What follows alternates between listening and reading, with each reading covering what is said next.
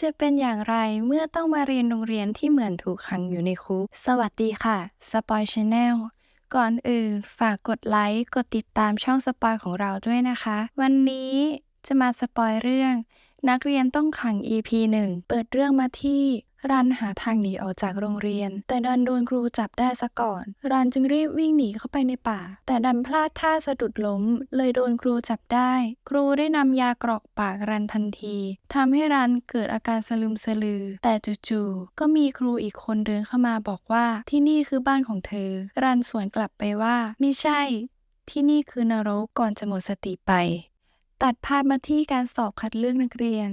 แต่การสอบคือผู้ปกครองต้องเป็นคนมาสอบเองโดยจะสอบทั้งข้อเขียนและการสัมภาษณ์ส่วนลูกๆที่มาก็นั่งรออยู่ข้างนอกบางคนชวนเพื่อนคุยบางคนก็นั่งเงียบๆไม่คุยกับใครและโรงเรียนมีการสอบคัดเลือกนักเรียนทุนจาก 1,000 คนเหลือแค่2 คนเท่านั้นคนที่ได้มาสัมภาษณ์ก็คือทิเบตและมากิในการสอบสัมภาษณ์มีคำถามว่าทำไมถึงอยากได้ทุนที่โฮมสคูลทิเบตตอบว่าแม่อยากให้เรียนที่นี่เพราะสามารถต่อยอดจนจบมหาลัยได้มากิตอบว่าเพราะเป็นเด็กกำพร้าไม่มีเงินที่จะสนับสนุนทางเดียวคือต้องได้ทุนเท่านั้นวันประกาศผลทิเบตและมากิก็ได้หนังสือตอบรับเข้าโรงเรียนโฮมสคูลถึงวันงานเลี้ยงต้อนรับนักเรียนใหม่นักเรียนทุกคนมาร่วมงานพบปะพูดคุยกันตามประสานักเรียนใหม่พร้อมกินคุกกี้ในงานไปด้วยระหว่างนั้นเองครูใหญ่ก็ได้เดินเข้ามาเพื่อแสดงความยินดีกับนักเรียนเจน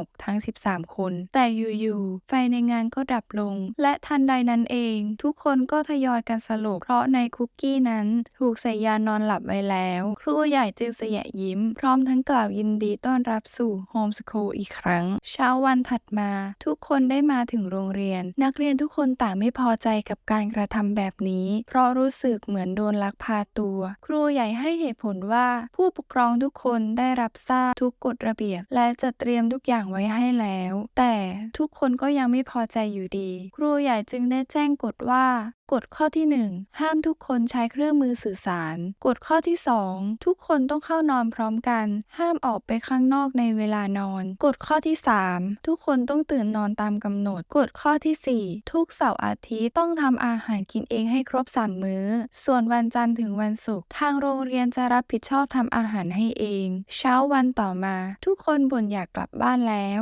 ครูใหญ่เลยให้ทุกคนตอบคำถามว่าความหมายของบ้านคืออะไรและให้ทุกคนเรียกครูทุกคนว่ามาสเตอร์และกฎข้อที่ 5นักเรียนทุกคนต้องอยู่ในเขตโรงเรียนเท่านั้นห้ามไปในเขตที่ไม่ได้รับอนุญาตซึ่งที่นั่นก็คือป่าหลังโรงเรียนนั่นเองหลังจากนั้นนักเรียนกลุ่มหนึ่งที่อยากกลับบ้านแล้วจึงชวนกันวิ่งหนีเข้าไปในป่าโดยมาสเตอร์ได้เห็นเหตุการณ์ผ่านกล้องวงจรปิดแต่ก็ยังมีนักเรียนอีกกลุ่มที่เดินเล่นกันรอบโรงเรียนคือใน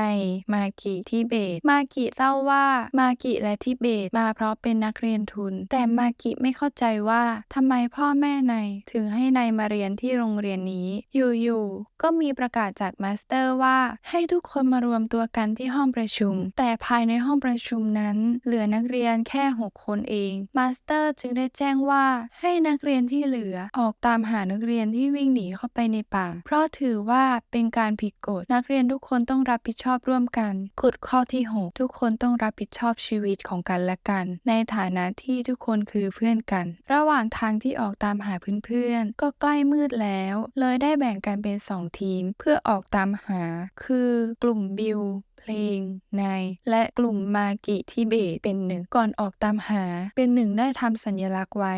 เพื่อนำทางกลับโรงเรียนตัดมาที่กลุ่มเพื่อนที่อยู่ในป่าเริ่มเหนื่อยแล้วจึงลงความเห็นว่าจะกลับหรือจะไปต่อดีระหว่างนั้นก็เกิดการทะเลาะกันเกิดขึ้นจนได้แยกเป็น2 ฝ่ายคือฝ่ายกลับโรงเรียนและฝ่ายไปต่อกลุ่มกลับโรงเรียนได้สังเกตขาของฟูจิว่ามีบาดแผลแต่ทันใดนั้นก็ได้ยินเสียงกรีดร้องไว้ตกใจจึงวิ่งหนีแต่ไว้ได้สังเกตเห็นเพื่อนกลุ่มมากิจึงร้องเรียกอยู่ๆก็มีเสียงกรีดร้องดังขึ้นมาอีกครั้งมากิจะเดินไปดูให้แน่ใจว่าเป็นเสียงอะไรแต่ฟูจิที่มีแผลเต็มขาทุกคนจึงเลือกที่จะกลับโรงเรียนก่อนโดยเป็น1 เป็นคนนำทางกลับโรงเรียนเมื่อทุกคนกลับถึงโรงเรียนแล้วฟูจิได้ตามมาสเตอร์ไปทำแผลฮิสมาสเตอร์บอกนักเรียนที่เหลือว่าให้กลับไปตามเพื่อนมาให้ครบทุกคนไม่มีทางเลือกเลยกลับเข้าไปในป่าอีกครั้งระหว่างทางมากิรู้สึกเหมือนมีคนตามมาตลอดส่วนเพื่อนที่กำลังพยายามหนีฮิวโก้ก็ได้กลิ่นอะไรแ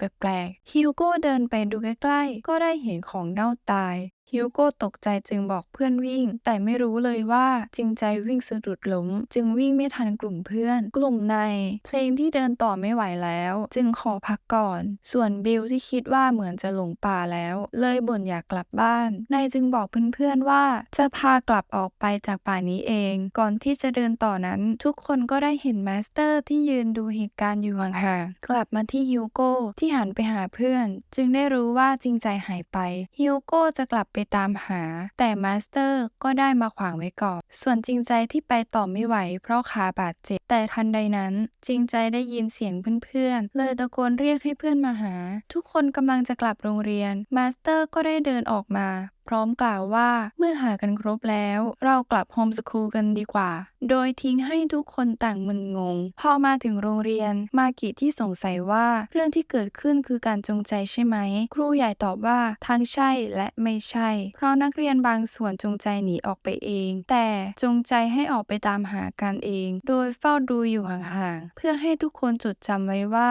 พวกเราคือบ้านของกันและกันหลังจากนั้นครูใหญ่ได้สั่งให้ทุกคนไปเข้านอนระหว่างทางเดินกลับมากิได้เดินดูรูปถ่ายของรุ่นพี่ทุกเจนจนมาถึงรุ่นพี่รันที่แท้จริงแล้วมากิชื่อจริงว่ารินเป็นน้องสาวของรุ่นพี่รันอยู่ๆครูใหญ่ได้เดินเข้ามาถามว่ายืนดูอะไรอยู่มากิถามกลับว่าคนนี้คือใครครูใหญ่ตอบเป็นลูกศิษย์คนโปรดมากิรีบถามต่อว่าตอนนี้